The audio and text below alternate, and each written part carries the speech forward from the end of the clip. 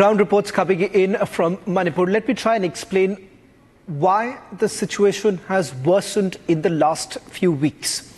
What's the trigger point? We'll try and establish this for you in a short while from now, while we take you through at least 5 such key issues that have been raised, and then we get you an exclusive ground report speaking to all the stakeholders in Manipur to give you a 360-degree understanding of the ethnic violence in Manipur. Let's first begin by taking you through the details now coming in of how it all started when there was the Kokomi ultimatum. Now, I'll stay with this Kokomi ultimatum, what exactly it is. Let's go back to number 1. That's the first one. Kokomi ultimatum is essentially civil groups now coming together, giving an ultimatum to the government that they need to really look into the issue.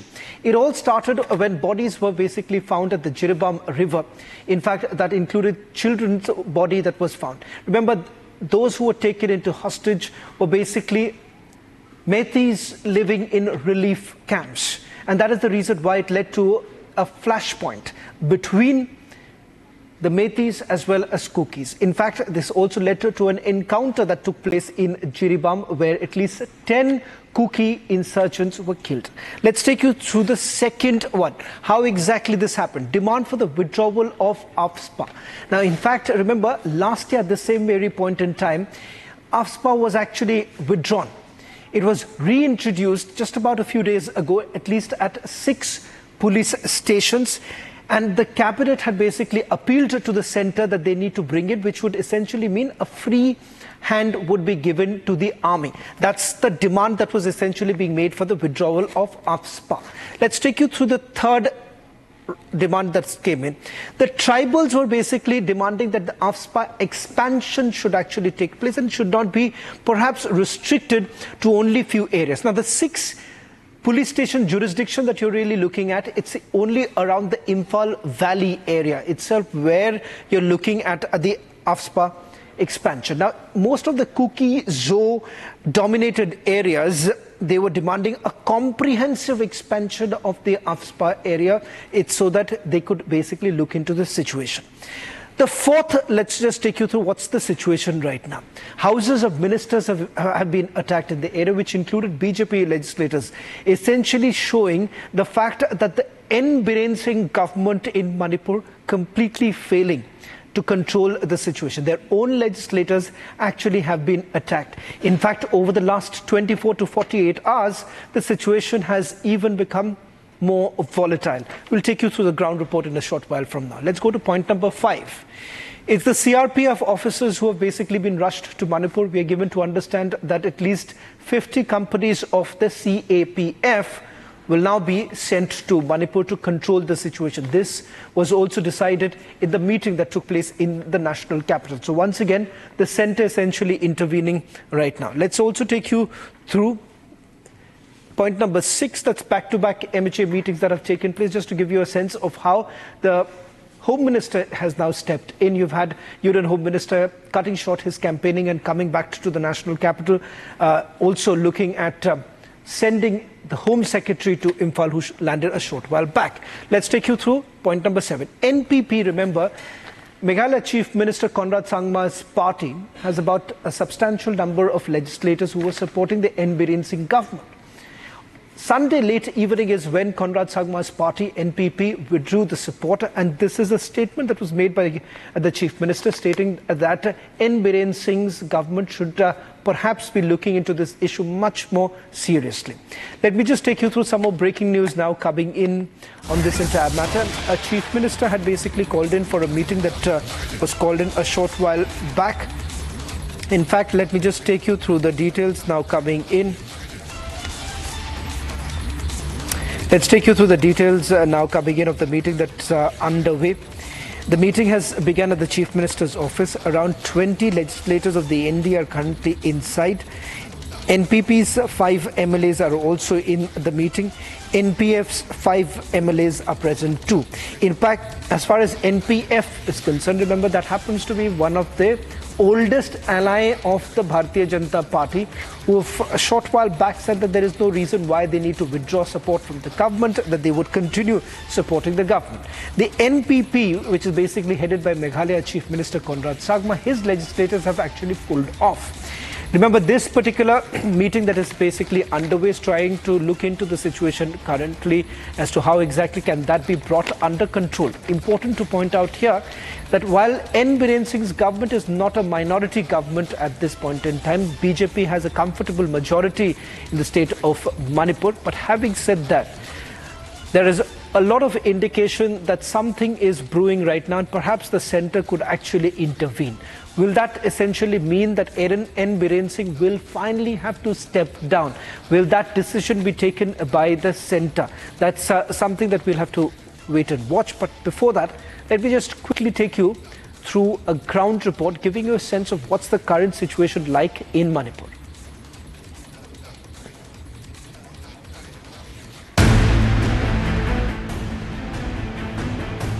A day after ally NPP withdrew support to the Manipur government, Under Fire Chief Minister Biren Singh convened a high-level meeting to discuss the political fallout. Opening up on the withdrawal of support to the government, the NPP alleged that its suggestions to end the strike, including confidence-building measures, fell on deaf ears. Yeah, we have decided that because there does not seem any glimpse of normalcy being restored in the state with this present government. NPP Chief and Meghalaya Chief Minister Conrad Sangma also weighed in on the Manipur situation, calling for serious steps to restore law and order. We are hopeful that steps will be taken in the future to bring the situation under normalcy, and we as a party are there to ensure that whatever we can do to bring normalcy, we are there to work along with the different stakeholders, the people, and also government in case there is a situation that demands it. Republic exclusively spoke to the Manipur Congress Committee's president. Listen in. Yeah, this central government is not serious enough. So far, Honorable Prime Minister is not concerned about Manipur. He is not speaking, he is not visiting to Manipur. That's why we think that the central government is neglected by the central government, by the Prime Ministers. And also, whatever the measures taken up by these Amit Shahji, that is not satisfactory, that is not effective to control the present situation there. With the state up in flames after the recovery of the mortal remains of the abducted Methi people, the pressure has been growing on the Chief Minister. Amid the political turmoil in Manipur, Republic also spoke to the NPF state president. As for the NPF, we have no comment on other parties. Whatever decision they took, they may have their reasons. But as far as NPF is concerned, we're one of the oldest aligned partner of the NDA. And we are continuing working with the NDA partners, both at the center as well as in the state. So for our party, we can say we have to work more seriously to bring solution, whatever way. Meanwhile, security was beefed up outside the Chief Minister's Imphal residence after a mob tried to storm the property on Sunday. Additional security deployment was also made outside the Raj Bhavan after mobs and vandals targeted the houses and properties of several ministers and MLAs. The Ministry of Home Affairs is organizing back-to-back meetings to discuss the situation in Manipur. In fact, the Union Home Secretary was also rushed to the state. The crucial meeting called by Chief Minister N. Biren Singh has already started. Right now I am outside his residence in Imphal, and the meeting of the NDA leaders will deliberate on various topics concerning the state of Manipur. And as we report from outside the Chief Minister's residence, you can also see the presence of security personnel. You believe that CRPF DG might also attend the meeting. With Manipur on the edge and the chorus for the Chief Minister's resignation growing louder, it is yet to be seen what the future holds for the troubled northeastern state. Well, there's no doubt that N. Biren Singh's government is in for some trouble with the NPP pulling out. But some sigh of relief really coming in from India's longest-standing ally, the NPF. In fact, Minister in the government has spoken to my colleague Anirudh, essentially stating that this is not the time to play politics in this entire matter. In fact, he's appealing that all political parties should be coming together and solving the issue. Ladies and gentlemen, one of the biggest issues right now, or the concern, if I may say so, is with regards to how exactly would political parties deal with the current divide between the Meiteis and Kukis. Will both the communities be brought together, and if so, how? Take a look at this exclusive interview coming in from Imphal. You are one of the oldest ally of the NDA in the Northeast. So what is your stand and your view on the recent support withdrawal by the NPP, National People's Party?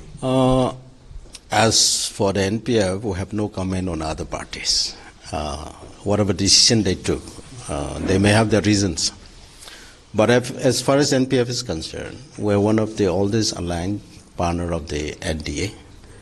And we are continuing working with the NDA partners, both at the center as well as in the state. So for our party, we can say we have to work more seriously to bring solution, whatever way. Nagas are also the largest tribal group as far as the state of Manipur is concerned, and in the ongoing ethnic clashes, Nagas are the one who had been seen always as the neutral party. So had there been efforts from the various Naga civil society organizations as well as the NPF to reach out to both the communities so that a platform can be created where a solution, permanent solution, can be sought out? As far as Nagas are concerned, at the community level as well as from the legislature's level, we have restrained ourselves from siding with any party. And from the legislature side, we did our best to reach out to the communities who are now having a conflict. I cannot say we have been successful at the moment, but we will continue to find a way to reach out to everyone. As far as the civil societies are concerned, they are also doing their best to reach out to both the communities who are engaged in the conflict at this juncture. The additional security forces have been deployed in the state, and the Ministry of Home Affairs has been monitoring the situation round the clock, and the center as well as state is working in tandem to address the issues and concern of both the communities. How do you think a permanent solution can be sought out at this juncture? You see, as far as our party is concerned, we would like the security, especially central forces, to take more strict action. We would like the operation to happen in all the areas, not only valley and hills. And the publics are armed today. Operation has not been seriously carried out so far. That is one step that the security needs to do.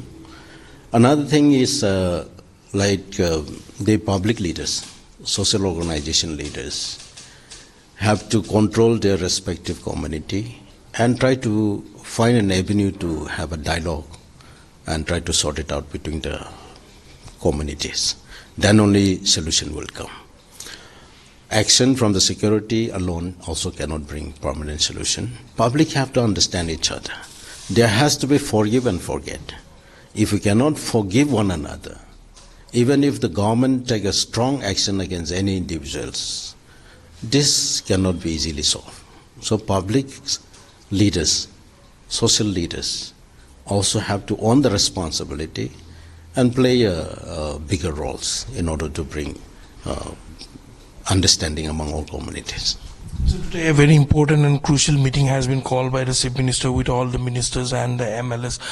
What will be the agenda of this meeting, and what things are going to be addressed? Agenda as of now, I have not got it yet.